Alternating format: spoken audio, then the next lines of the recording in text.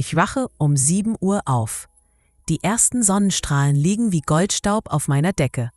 »Guten Morgen, Frau Schneider«, sagt Schwester Lena, zieht die Vorhänge auf. Ich nicke, setze mich langsam auf. Meine Knie knirschen, aber mein Herz klopft ruhig.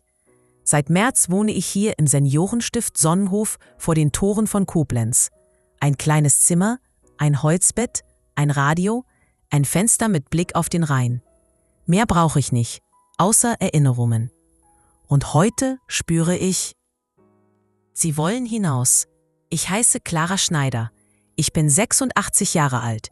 Ich wurde am 24. Mai 1938 in Koblenz geboren. Mein Vater Karl war Schlosser, ein stiller Mann, aber seine Hände waren stark. Meine Mutter Katharina sang beim Kochen. Wenn sie Teig knetete, summte sie: Alle Vögel sind schon da. Ich hatte 2 Geschwister, Martha und Bruno. Martha war 2 Jahre älter, meine beste Freundin. Bruno war 4 Jahre älter, wild wie eine Böe, aber er konnte wunderbare Holztierchen schnitzen. 1945 sah ich amerikanische Panzer durch die Straßen rollen. Unser Fachwerkhaus blieb stehen. Vater reparierte die Dächer der Nachbarn, Mutter verteilte Brot. Abends saßen wir auf der Treppe, hörten den Rhein rauschen und dachten, der Krieg sei nur ein böser Traum. Mit 16 stahl ich Zigaretten aus Mutters Schublade. Martha und ich schlichen an den Fluss, tanzten zur Musik aus einem knisternden Kofferradio. Bruno baute mir aus alten Speichen ein Fahrrad. »Damit du schneller fortkommst, Schwesterchen«, sagte er und zwinkerte. Sommer 1954. Weinfest in der Altstadt. Lichterketten über Kopfsteinpflaster. Musik, Gelächter. Ich trug ein gelbes Kleid. Meine Mutter hatte es gekürzt. Da stand Johann Meyer, Lehrling bei der Bundesbahn, 5 Jahre älter, mit ruhigen, grauen Augen. »Darf ich bitten?« fragte er, verbeugte sich ein wenig. Wir tanzten, bis der Mond verschwand. Noch in derselben Nacht saßen wir am Fluss. Er erzählte von Zügen nach Paris, von Schnee in den Alpen. Ich erzählte von Kuchenrezepten, die Mutter nie verbrannten. Als es dämmerte, hielt er meine Hand. »Clara«, flüsterte er, »ich glaube, wir passen zusammen wie 2 Schienen.« Ein Jahr später spürte ich morgens Übelkeit. Die Hebamme strich mir übers Haar. »Kindchen, du wirst Mutter.« Mein Vater presste die Lippen zusammen. Meine Mutter stellte wortlos Tee auf den Tisch. Johanne brachte Rosen und zitterte wie ein Schuljunge. »Ich bleibe«, sagte er.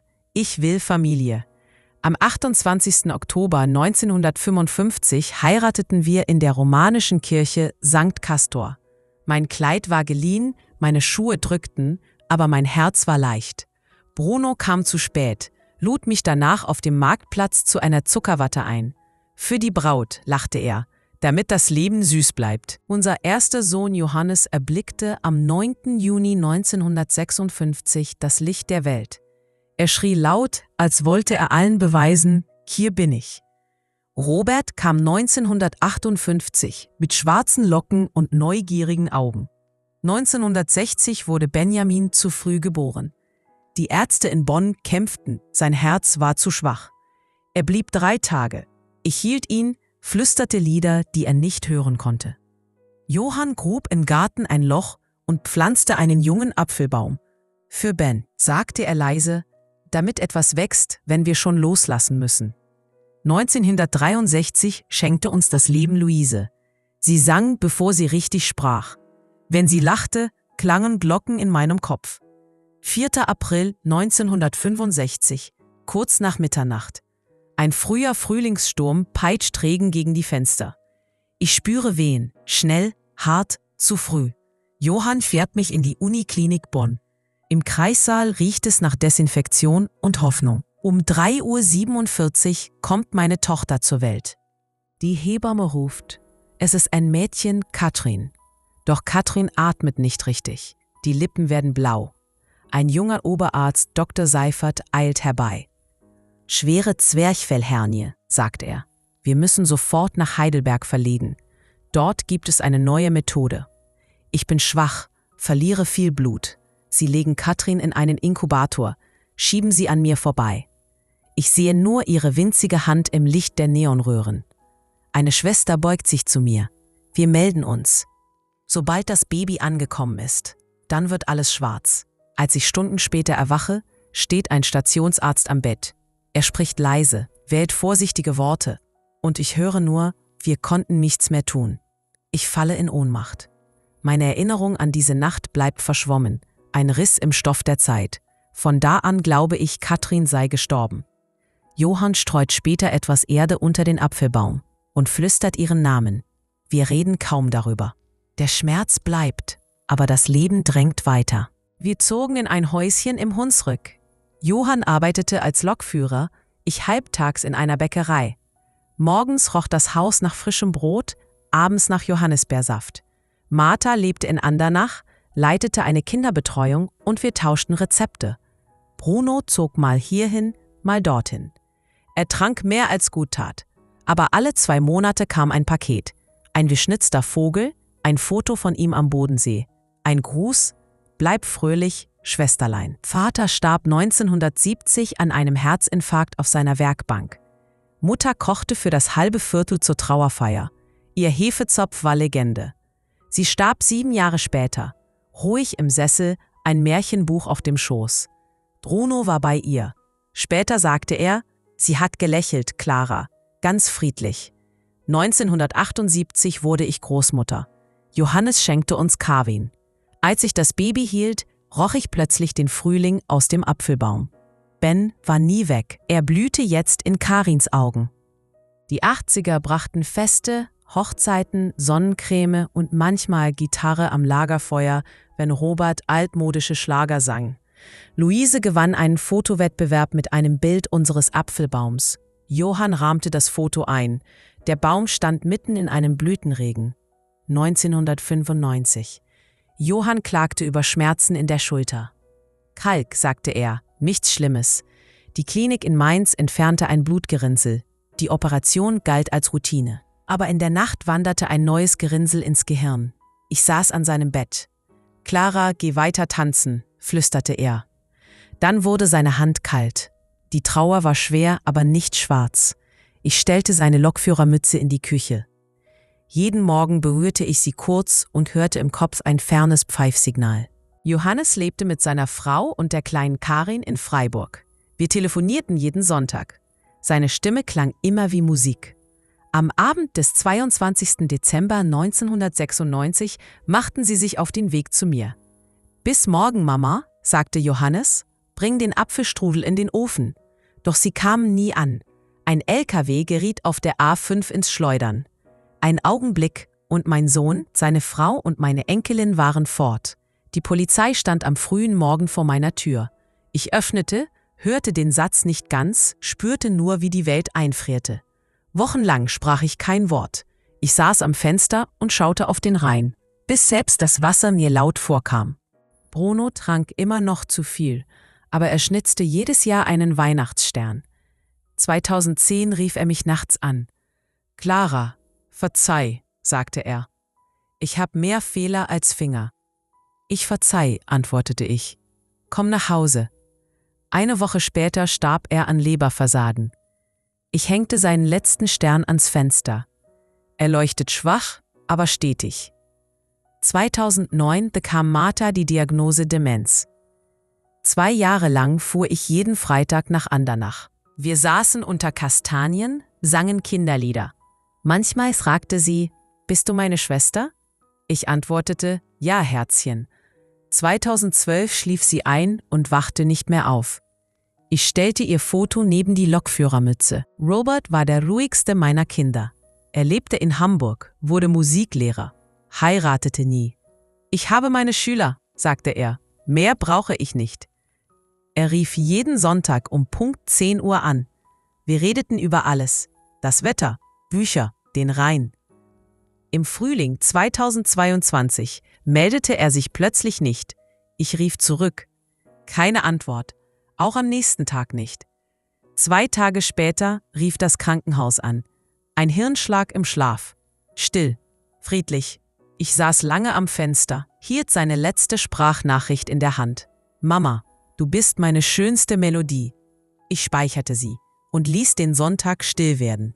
So wurde ich ganz allein. Luise war meine Praktische. Sie lebte in Mainz, organisierte half, redete wenig über Gefühle. Im Frühjahr 2024 klagte sie über Kopfschmerzen.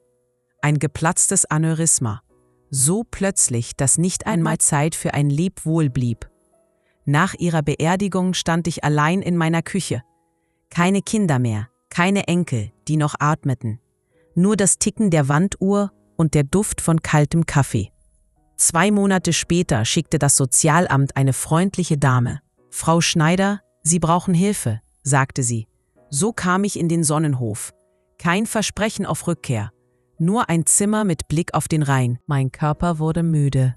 Meine Familie war nun Geschichte. Im März 2025 zog ich in den Sonnenhof. Frühstück um 8, Ergo um 10, Kaffeestunde um 3. Die Stille tat nicht mehr weh. Sie war einfach da, wie Luft. Gestern lag ein beige-grüner Umschlag auf meinem Tisch. Nur 3 Worte. Für Clara S. Ich öffne ihn. Drinnen ein vergilbtes Formular aus der Uniklinik Bonn. Patientin Katrin Schneider. Geboren 4. April 1965. Status kritisch. Notverlegung nach Heidelberg. Diagnose schwere Atemnot. Behandlung bei Professor Dr. Seifert. Unter dem Formular steckt ein Brief in klarer Handschrift. Liebe Frau Schneider, meine Mutter Katrin Müller ist im Februar verstorben. Beim Durchsehen ihrer Papiere fanden wir diese Akte. 1965 wurde ihr Baby mit akuter Atemnot nach Heidelberg verlegt. Dank einer Notoperation überlebte sie, durfte aber nur adoptiert werden, weil sie nach Aussage der Ärzte in Lebensgefahr waren. Ihre Tochter erhielt den Namen Katrin und suchte sie ihr Leben lang, wollte sie jedoch nie bedrängen. Wir, ihre 3 Kinder und 5 Enkel, möchten sie kennenlernen. Bitte rufen Sie uns an, wenn Ihr Herz bereit ist. Ihre Enkelin Anna. Meine Hände zittern. Ich dachte immer, Katrin sei in jener Nacht gestorben. Aber sie hat gelebt, geliebt, eine Familie gegründet. Tränen rinnen und schmecken nach Himbeersirup. Am Abend bringt Schwester Lena ihr Tablet. Ihre Enkelin hat per E-Mail gefragt, ob sie videotelefonieren möchten. Ich zögere, dann nicke ich. Der Bildschirm flackert, ein Frauenlächeln erscheint. Brownies auf dem Tisch, Kinderstimmen im Hintergrund. Oma Clara? Ja, ich bin es, flüstere ich. Hinter Anna tauchen 2 Mädchen auf.